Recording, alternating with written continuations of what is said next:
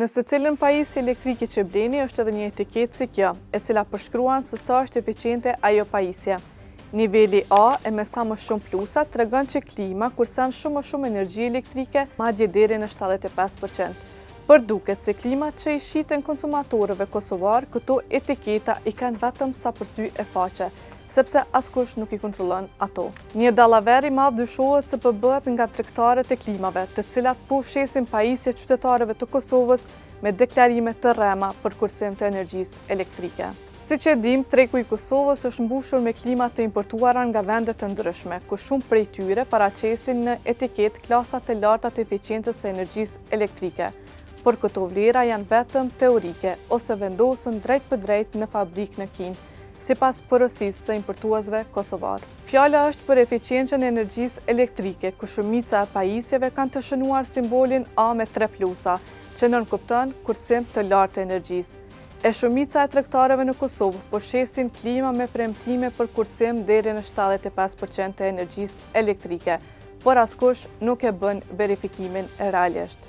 Si pasojë, këto klima konsumojnë më shumë rrymë dhe nuk arrin performancën e premtuar në etiketë. Në këtë kontekst, gazetari Shkëlzen Dakaj në emisionin podcast me Shkëlzen Dakaj ka deklaruar që sipas informacioneve të siguruara në tregun e Kosovës, po hyn pajisje që promovohen me efikasitet të lartë energjetik, por pa standardizim të qartë. Për shkak çka morëm informata në Kosovë, po hyshin krejt çto klimat që blen, ishin disa operatorë, që pjesa më e madhe e tyne, informat, që kemi me trajtu ditëve në vazhdim, shumica prej që atyne ku shkruan 75% kursim të energjisë elektrike, ku i kanë me ato që janë me 3 plusa, 4 plusa.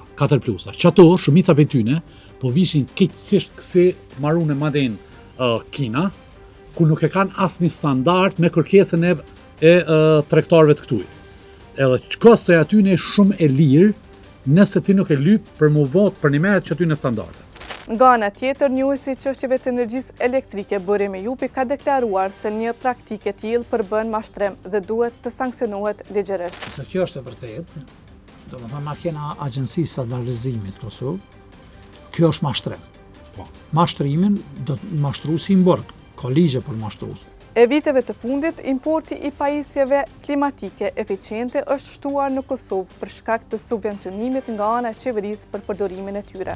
Qeveria e Kosovës ka ndarë dhjetra miliona euro për subvencionimin e pajisjeve eficiente për ngrohje. Ministri e Ekonomisë atëherë Artane Rizvanolli kishte deklaruar se përmes kësaj skeme synohet ulja e faturave të energjisë, por sipas pretendimeve, tregu i klimave nuk është monitoruar seriozisht për cilësi dhe performancë reale.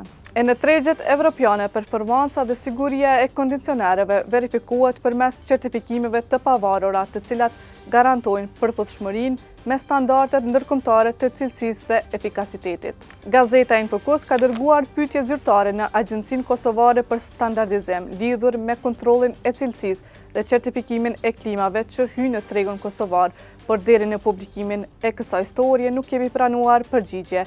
E ju shikues të Infokusit na tregoni në komente sa për jush keni blerë këto klima me qëllim kursimi, por në praktik nuk keni vërejtur asnjë ulje të konsumit të energjisë.